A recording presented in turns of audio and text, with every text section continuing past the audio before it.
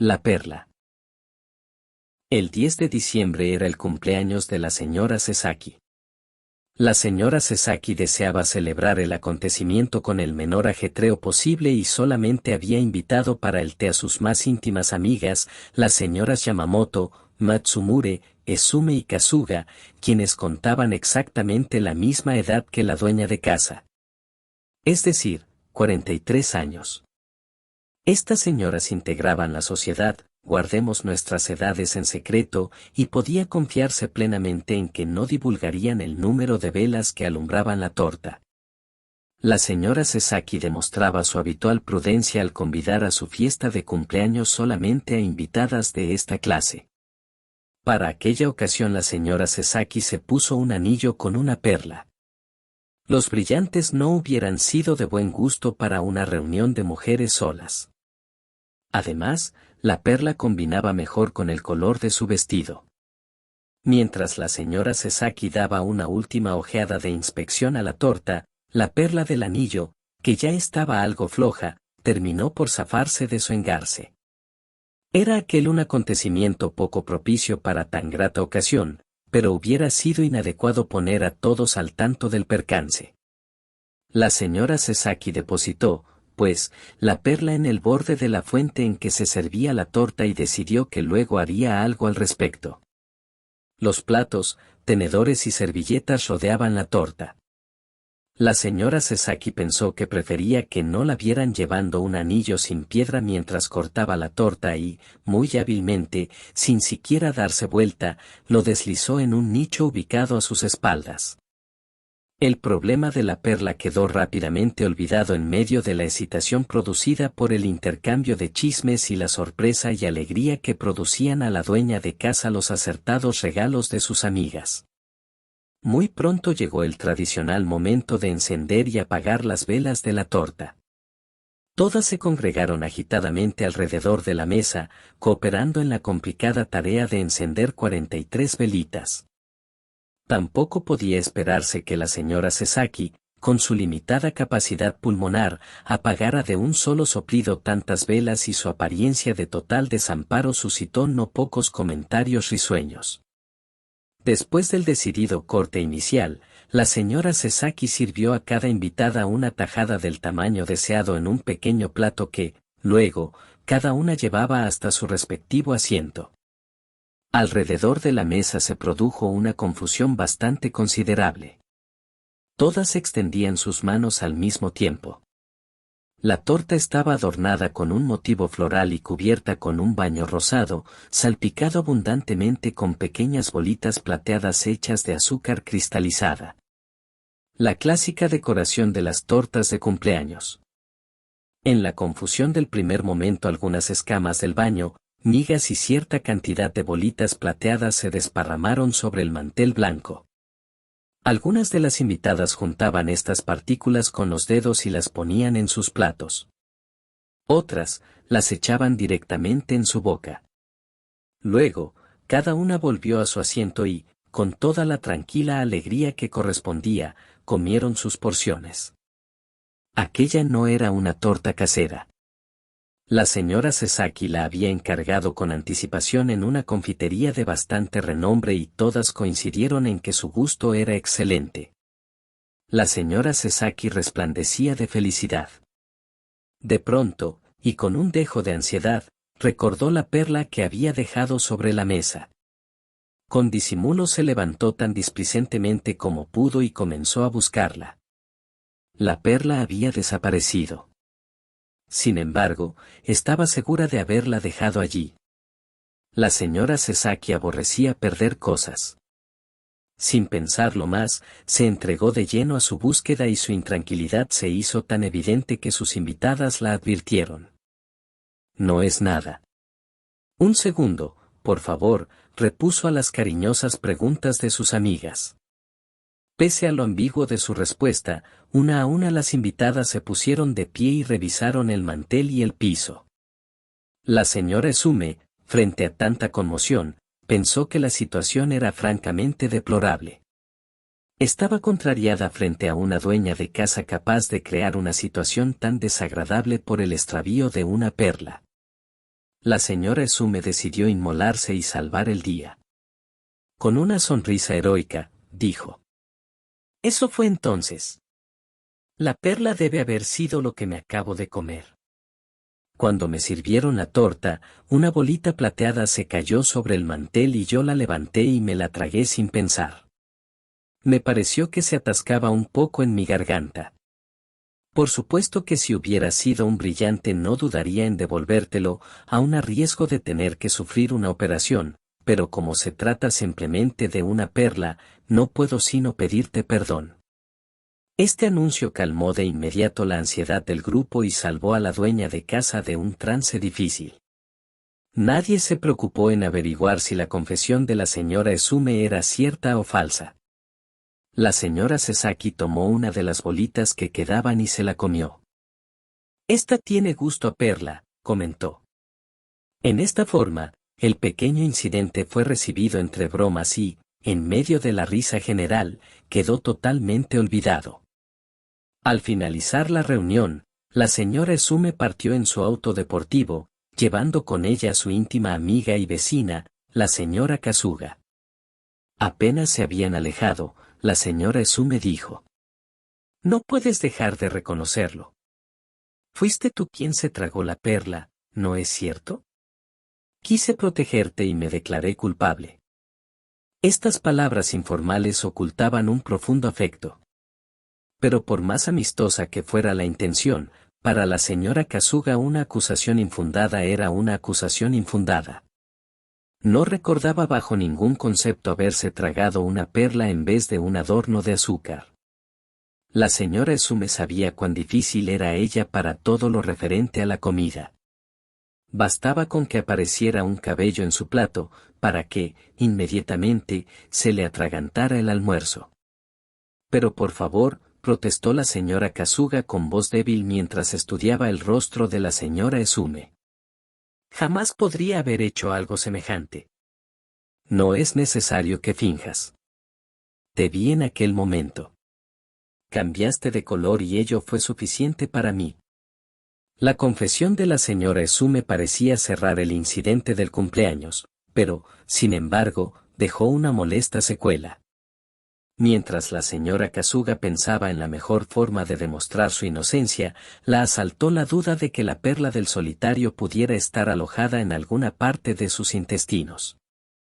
Era, desde luego, poco probable que se hubiera tragado una perla en vez de una bolita de azúcar, pero, en medio de la confusión general causada por la charla y las risas, forzoso era admitir que existía por lo menos esa posibilidad. Revisó mentalmente todo lo sucedido en la reunión, pero no pudo recordar ningún momento en el que hubiera llevado una perla hasta sus labios. Después de todo, si había sido un acto subconsciente, sería difícil recordarlo. La señora Kasuga se sonrojó violentamente cuando su imaginación la llevó hacia otro aspecto del asunto.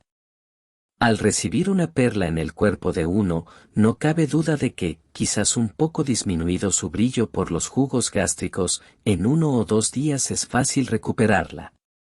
Y junto a este pensamiento, las intenciones de la señora Esume se volvieron transparentes para su amiga.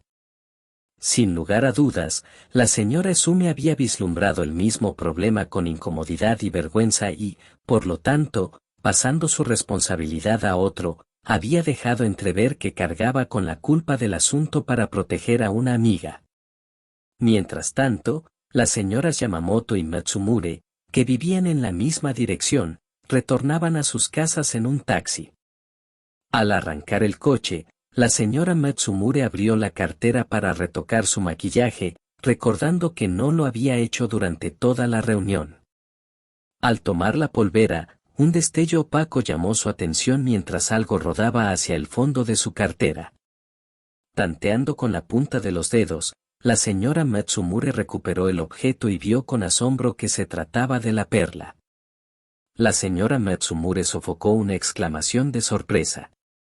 Desde tiempo atrás sus relaciones con la señora Yamamoto distaban mucho de ser cordiales y no deseaba compartir aquel descubrimiento que podía tener consecuencias tan poco agradables para ella. Afortunadamente la señora Yamamoto miraba por la ventanilla y no pareció darse cuenta del súbito sobresalto de su acompañante. Sorprendida por los acontecimientos, la señora Matsumure no se detuvo a pensar en cómo había llegado la perla a su bolso, sino que, inmediatamente, quedó apresada por su moral de líder de colegio. Era prácticamente imposible, pensó, cometer un acto semejante aún en un momento de distracción.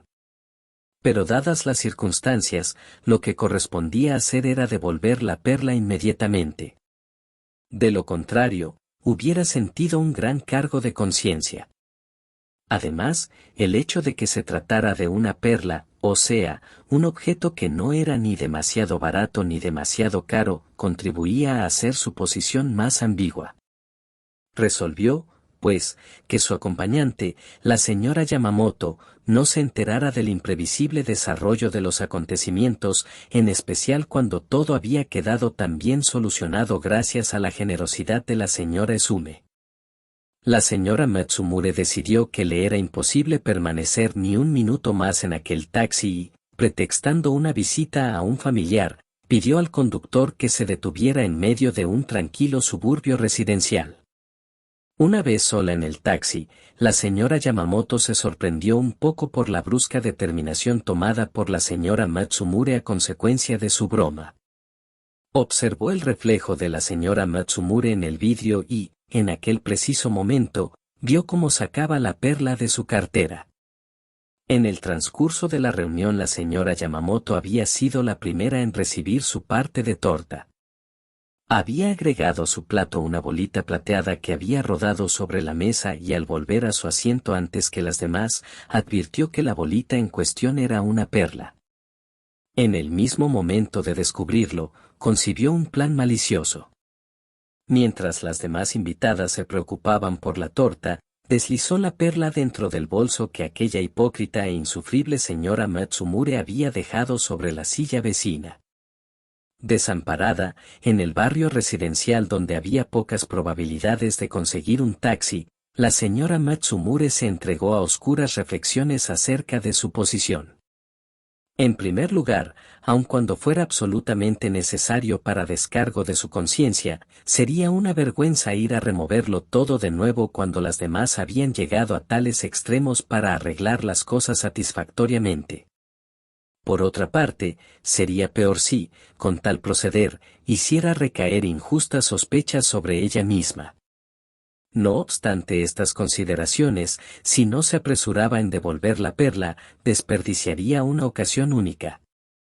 Si lo dejaba para el día siguiente, el solo pensarlo hizo sonrojar a la señora Matsumure, la devolución daría lugar a dudas y especulaciones.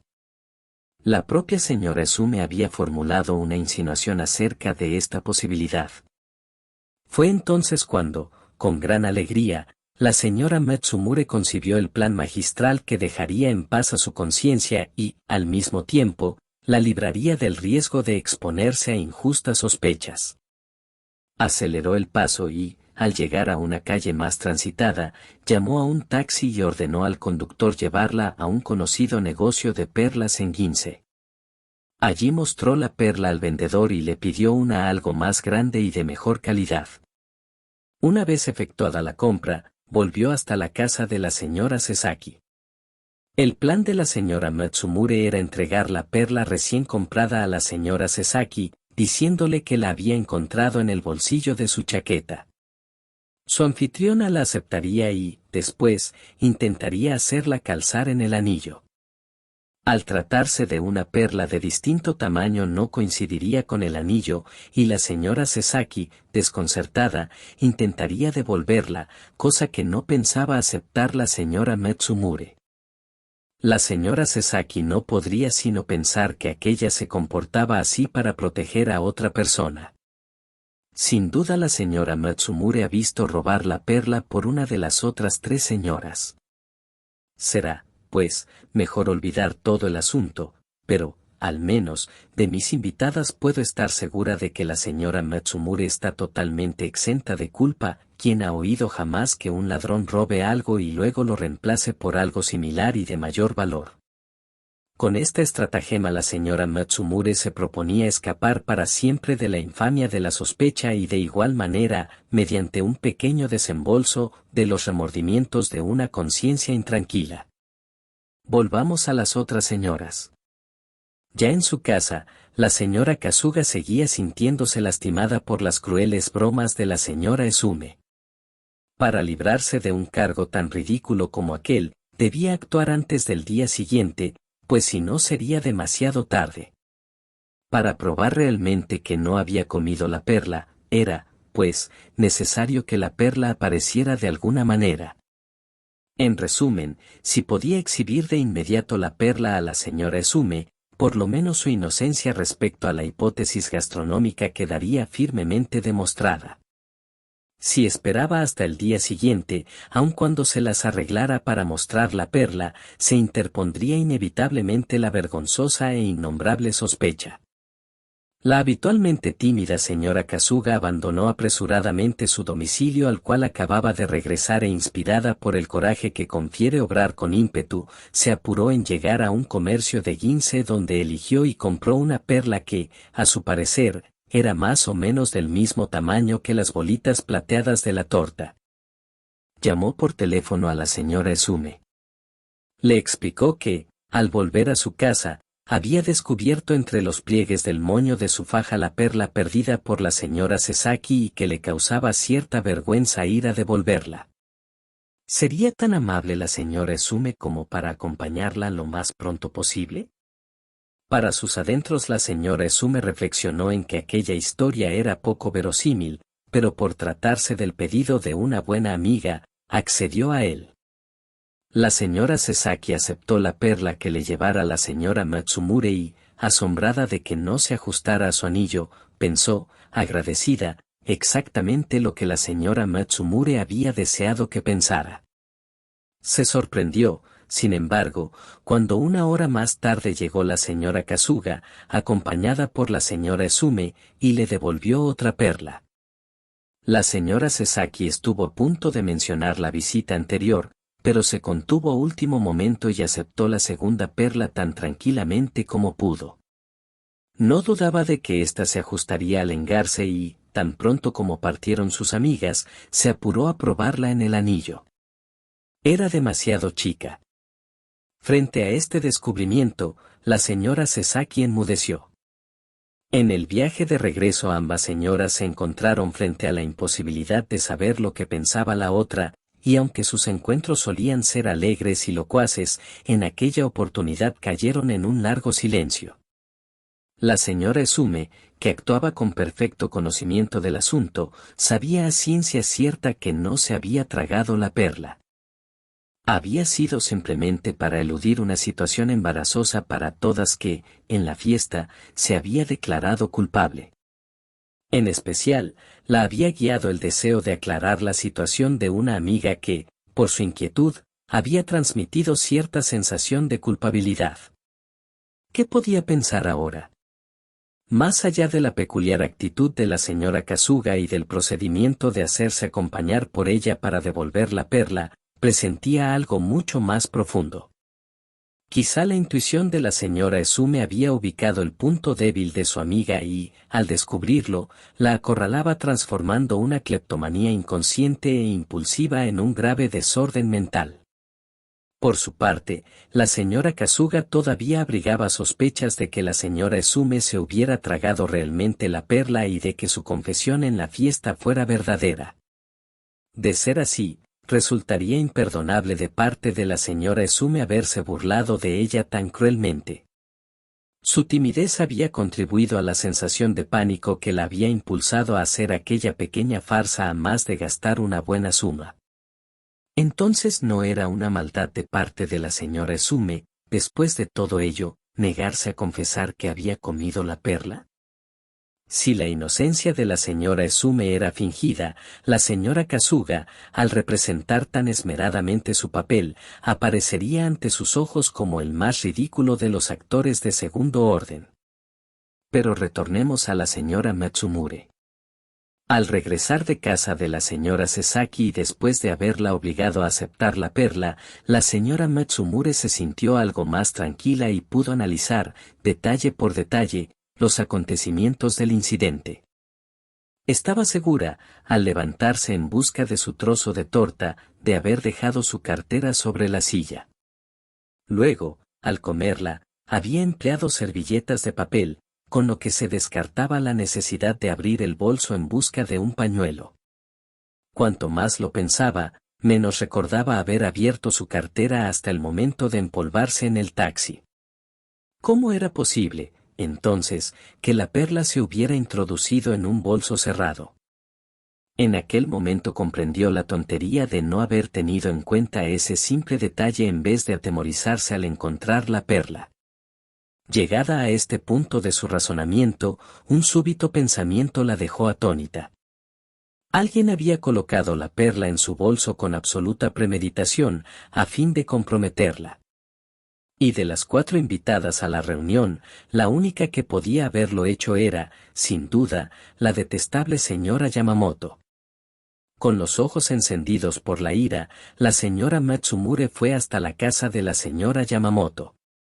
Al verla aparecer en su puerta, la señora Yamamoto supo inmediatamente lo que la había llevado hasta allí y preparó su defensa. Desde el primer instante, el interrogatorio de la señora Matsumure fue inesperadamente severo, y dejó traslucir claramente que no aceptaría evasivas. ¿Has sido tú?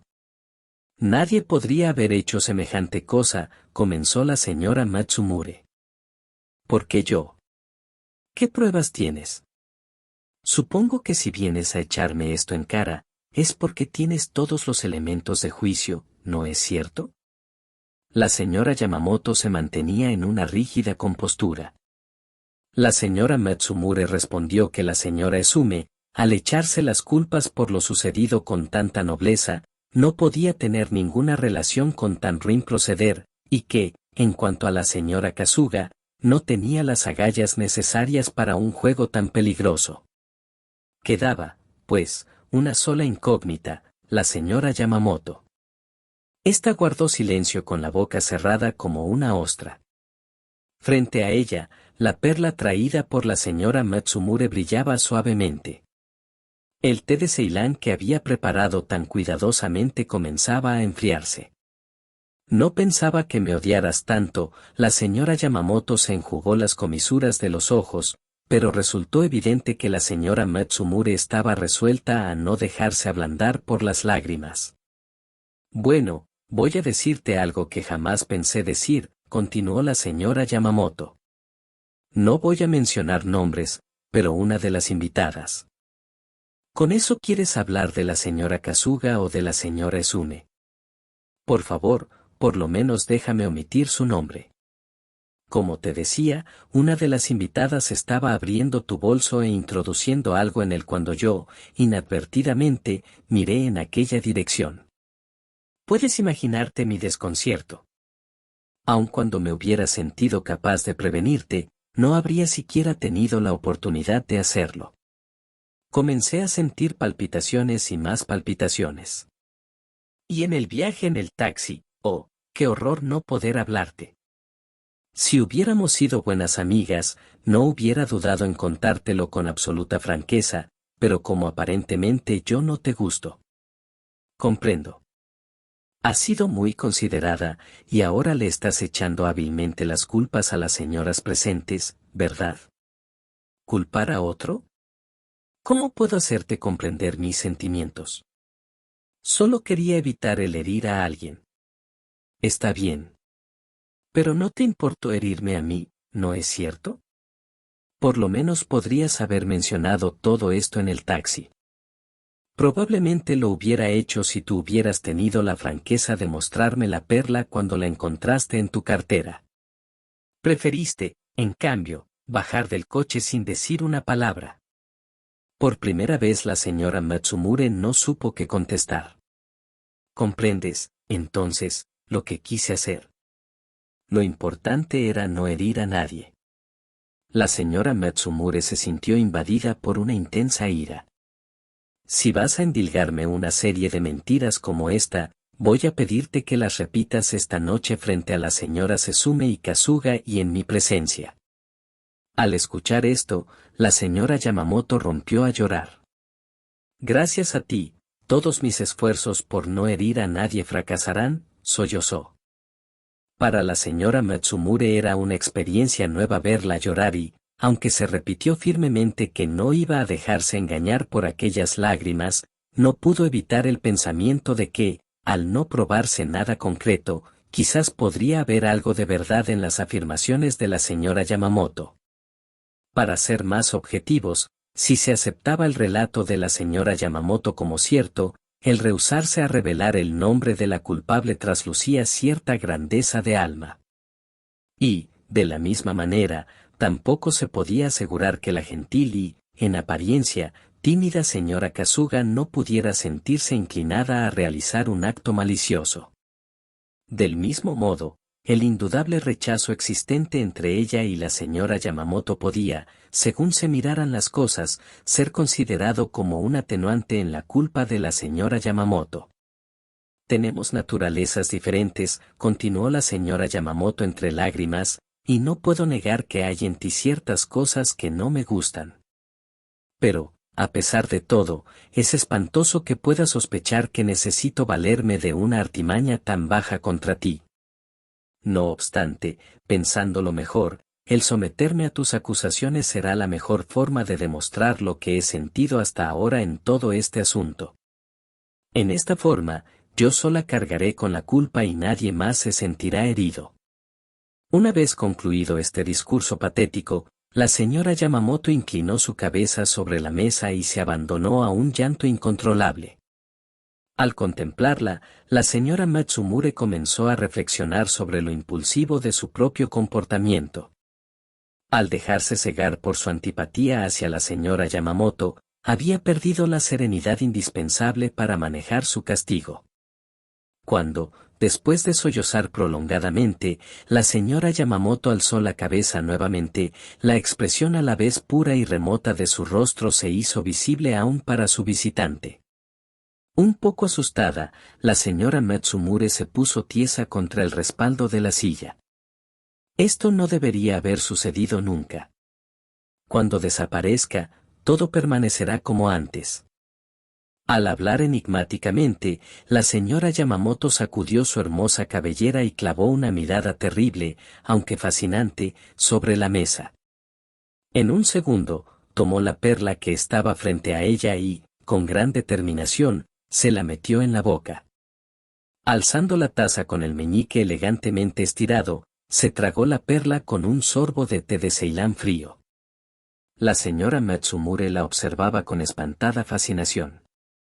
Todo había sucedido sin darle tiempo a protestar. Era la primera vez que veía a alguien tragarse una perla. Además, en la conducta de la señora Yamamoto había algo de la desesperación que se supone puede embargar a quienes ingieren un veneno. Sin embargo, aunque el acto era heroico, aquel no era más que un incidente conmovedor. La señora Matsumure se encontró con que no solo su enojo se había disuelto en el aire, sino que la pureza y simplicidad de la señora Yamamoto la hacían considerarla ahora como a una santa. Los ojos de la señora Matsumure también se llenaron de lágrimas y tomó la mano de la señora Yamamoto. Te ruego que me perdones, dijo, me he equivocado.